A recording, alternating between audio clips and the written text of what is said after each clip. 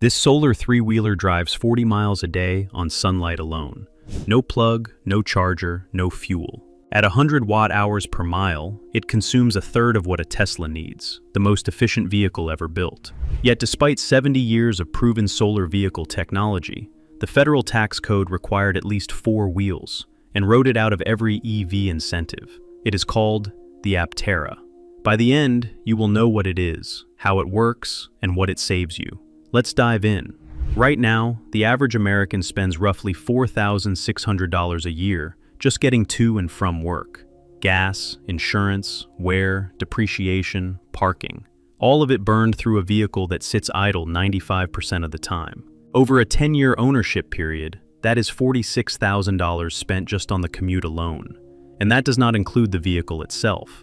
The average new car sold in America today costs over $49,000. So you are staring at close to $100,000 over a decade just to move yourself 32 miles a day.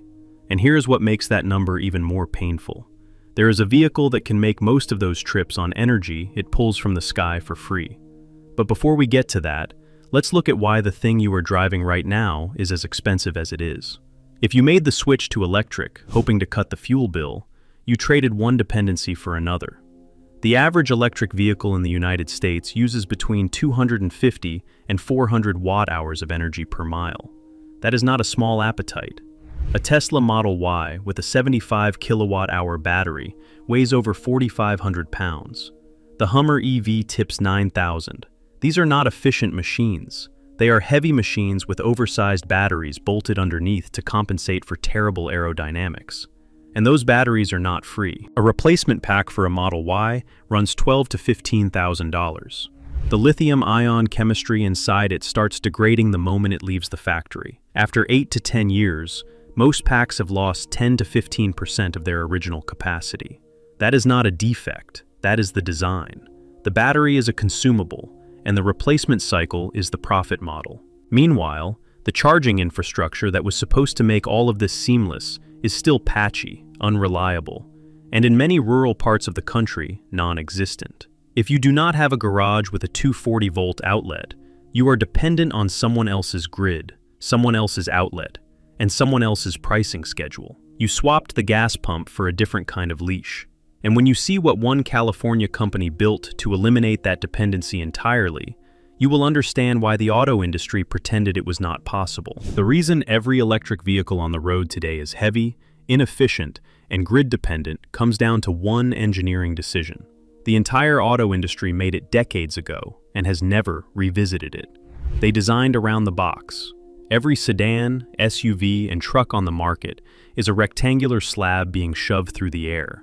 And air does not like being shoved. When a blunt vehicle pushes through the atmosphere, the air separates around it and collapses behind it into a chaotic, low-pressure wake. That wake acts like a vacuum pulling the vehicle backward. Overcoming it requires energy. How much energy is governed by something called the drag equation. The force of aerodynamic drag is proportional to the drag coefficient, multiplied by the frontal area of the vehicle, multiplied by the square of the velocity. That last part is critical. Double your speed, and the drag force does not double. It quadruples. This is why highway driving destroys the range of every electric vehicle on the road. It is also why the shape of the vehicle matters more than almost anything else. A Tesla Model Y has a drag coefficient of around 0.23. A Hummer EV sits at roughly 0.44. These are bricks with batteries. Now here is where the numbers change completely. The Aptera has a drag coefficient of 0.13. That is nearly half the Model Y, and less than a third of the Hummer. To put it in context, that is lower than the Thrust SSC, the British jet car that holds the land speed record at 763 miles per hour. The Aptera achieves this by abandoning the box entirely. The body is a teardrop, the same shape birds evolved over millions of years to slip through the air with minimal resistance. The same shape aerospace engineers use for fuselage design. Air flows over the Aptera and closes smoothly behind it, without creating that parasitic wake. The 3 wheels are enclosed in aerodynamic pods. The underbody is completely flat. Every surface is engineered to let air pass without turbulence. And because the body is made from carbon fiber composite, not steel, not aluminum, The entire vehicle weighs roughly 1,800 pounds. That is less than half the weight of a Model Y. Less weight means less rolling resistance. Less rolling resistance means fewer watts burned per mile. This is why the Aptera uses just 100 watt-hours per mile. A Tesla Model 3 uses 250. The most efficient Nissan Leaf uses about 310. The Aptera gets 10 miles out of every single kilowatt-hour. Most electric vehicles on the road today get 3 to 4. Now, if you are thinking that efficiency is nice, but it does not solve the charging problem, this is the part that changes everything. Because the vehicle is so absurdly efficient, solar panels on its surface can actually deliver meaningful range. The Aptera carries roughly 700 watts of integrated Maxion solar cells across its roof, hood, and rear hatch. About 32 square feet of high-efficiency photovoltaic surface. In full sunlight, those panels generate over 4 kilowatt-hours per day. At 100 watt-hours per mile, 4 kilowatt-hours is 40 miles of driving. From the sun, no outlet, no grid, no monthly bill. The average American commute is about 32 miles round trip. That means, in a sunny climate, this vehicle can cover your entire daily commute on energy it collected while sitting in a parking lot. And wait until you see how long the world has known this was possible, and why nobody built it. The idea of powering a car with sunlight is not new. It is 71 years old. On August 31st, 1955, a General Motors engineer named William G. Cobb walked onto the stage at the GM Powerama Auto Show in Chicago and demonstrated a 15-inch model car powered by 12 selenium photovoltaic cells. He called it the Sunmobile. It was the first vehicle in history to move under solar power. Over 2 million people saw it. General Motors did nothing with it for 32 years. In 1960, a power management engineer named Charles Alexander Escoffery worked at the International Rectifier Corporation. He took a 1912 Baker Electric, one of the original electric vehicles from the early automobile era. He bolted over 10,600 solar cells onto its roof. It drove at 20 miles per hour for an hour, on sunlight, in 1960. Then, in December of 1982, two men changed everything. A Danish-born Australian adventurer named Hans Tholstrup and a champion race car driver named Larry Perkins hand-built a solar car from fiberglass and steel tubing. They called it the Quiet Achiever. They drove it 4,084 kilometers across Australia, from Perth to the Sydney Opera House, in 20 days. The whole car weighed 150 kilograms, cost $15,000 to build, and was powered by 720 solar cells, charging two 12-volt batteries. That crossing inspired Tholstrup to found the World Solar Challenge in 1987. General Motors entered the first race with the Sun Racer and won, averaging 66.9 kilometers per hour across the Australian outback. By 2005, the Dutch Nuna team had broken a sustained average of 100 kilometers per hour across 3,000 kilometers. That is highway speed on solar power across a continent. None of this was secret. None of it was classified. It was broadcast on television and published in engineering journals. And yet, for 7 decades, no automaker applied it to a mass production vehicle. Not because it could not work, because efficiency does not sell service contracts. Now here is where theory meets pavement. In June of 2026, Aptera placed a production intent validation vehicle in Southern California and measured its solar output under real-world conditions. The panels generated 4.42 kilowatt-hours in a single day, at the company's efficiency target of 100 watt-hours per mile. That is 44 miles of range from parking in the sun. That is not a simulation. It is a measured result on a physical vehicle. The same month, Aptera co-founder Steve Fambro posted a detail that captures the absurdity of the current system perfectly. At 8 in the morning, his home rooftop solar array was producing 136 watts. His Aptera, sitting in the driveway, was pulling in over 300 watts. The car was generating more than double the solar electricity of a fixed residential installation at the same hour. If you want to power, heat, and cool your home off-grid, the Passive House files show you how. Full plans, exact materials, and the honest numbers nobody else gives you. It is not too late to start lowering your bill. Scan the QR code and see for yourself. The company has collected over 50,000 pre-orders at $100 each. The launch edition is priced at approximately $40,000 with a 42 kilowatt-hour battery and a projected 400-mile range on a full charge. For context, the company says the vehicle can recharge at up to 500 miles of range per hour on a DC fast charger. And when the 100 kilowatt-hour battery option becomes available, projected range jumps to 1,000 miles on a single charge. No production electric vehicle on the market today comes close to that number. And it is not just startups proving this works. In the 2017 World Solar Challenge, a Dutch university team called Solar Team Eindhoven entered a 5-seat solar vehicle called Stella Vi into the cruiser class. That car carried an average of 3.4 passengers across 3,000 kilometers of Australian outback at an average speed of 69 kilometers per hour.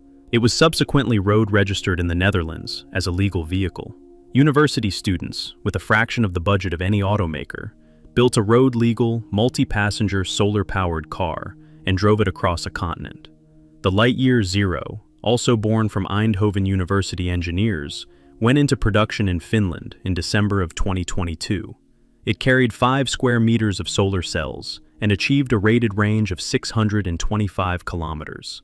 It had a drag coefficient of 0.19 and delivered up to 70 kilometers of daily solar range in Mediterranean sunlight.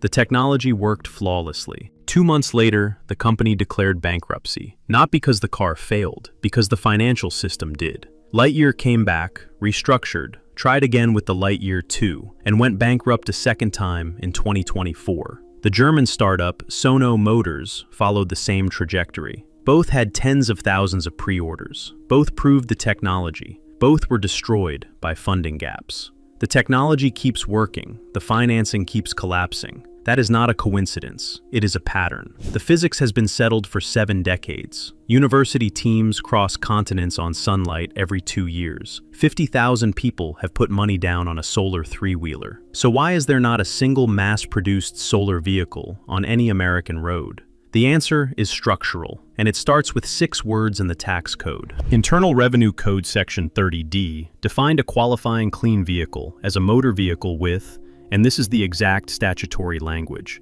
at least 4 wheels. 3-wheelers were excluded. For the entire life of the $7,500 federal EV tax credit, the most energy-efficient electric vehicle architecture in history did not qualify. A 9,000-pound Hummer EV qualified. A $40,000 Aptera that runs on sunlight did not.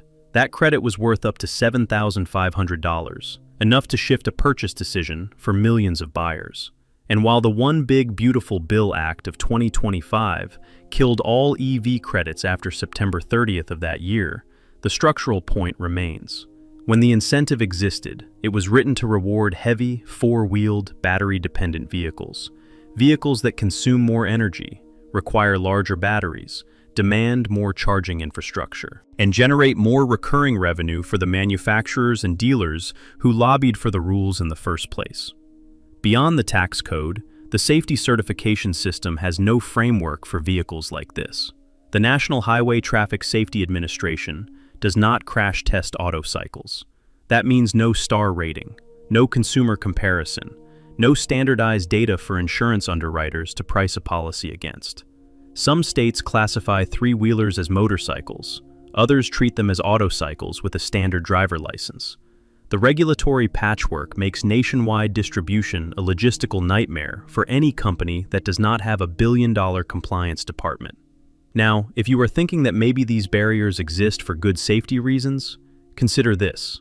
The Aptera's carbon fiber composite passenger cell is engineered to exceed the structural strength of conventional steel unibody designs. The company has stated it will submit the vehicle to a full, independent crash testing sequence. The barriers are not about safety, they are about classification, and classification is controlled by the incumbents. This is the same pattern this channel documents again and again. The technology is not banned by name, it is excluded by design. The codes, the credits, the classifications, the insurance tables, and the financing structures were all built around the conventional product. Anything outside the mold is not rejected, it is simply invisible. And the dealership model makes it worse. Traditional auto dealers make the majority of their profits not from selling cars, but from servicing them. Oil changes, brake pads, transmission flushes, coolant systems, and warranty repairs.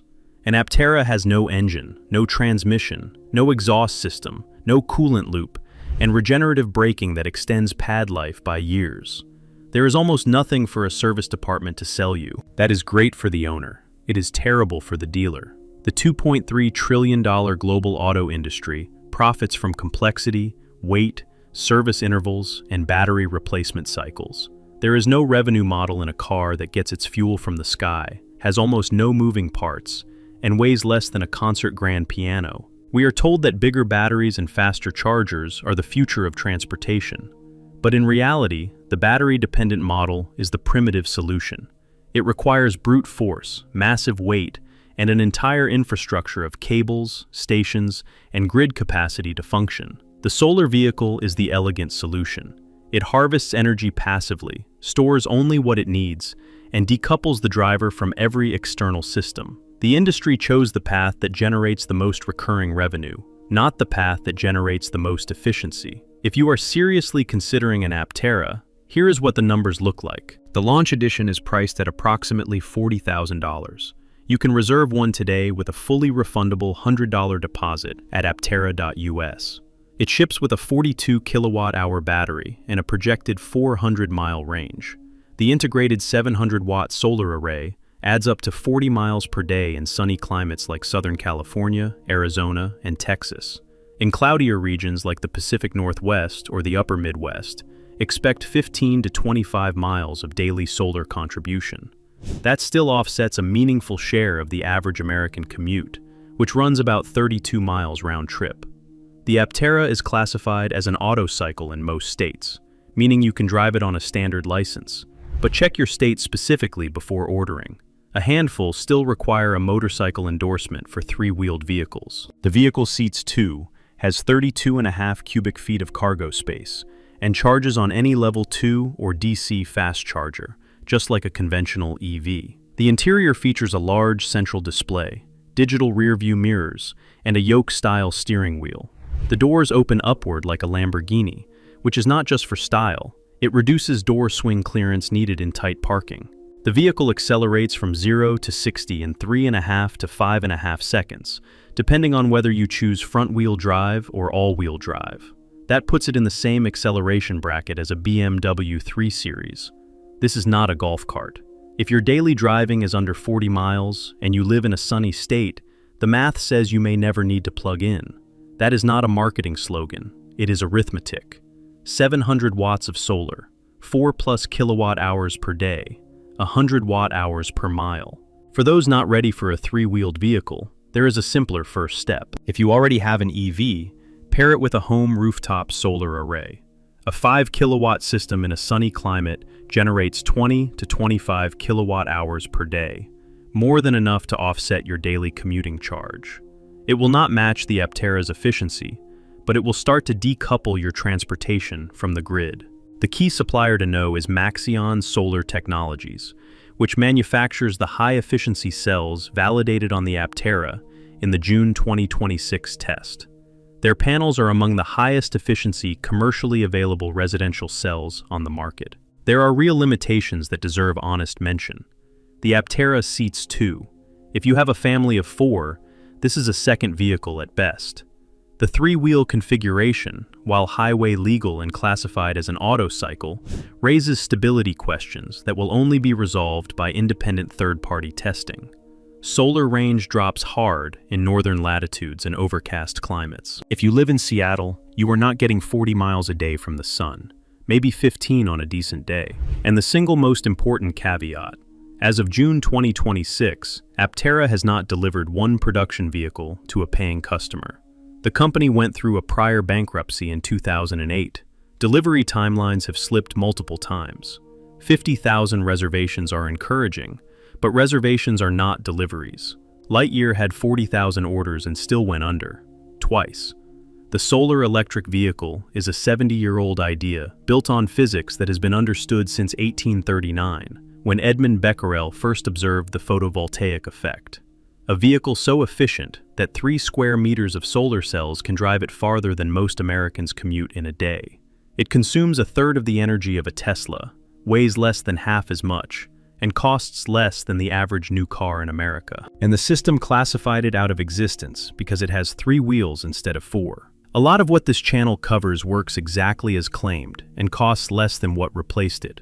It was set aside not because it failed, but because the system was never designed to accommodate it. If discovering the lost art of self-sufficiency matters to you, subscribing and sharing is the simplest way to make sure this kind of knowledge keeps being found. Now I want to hear from you. If you had the choice today, would you trade 2 extra seats and a 4th wheel for 40 free miles a day from the sun? Or is the standard EV still the smarter play for your situation? Drop it in the comments because I genuinely want to know which way you lean.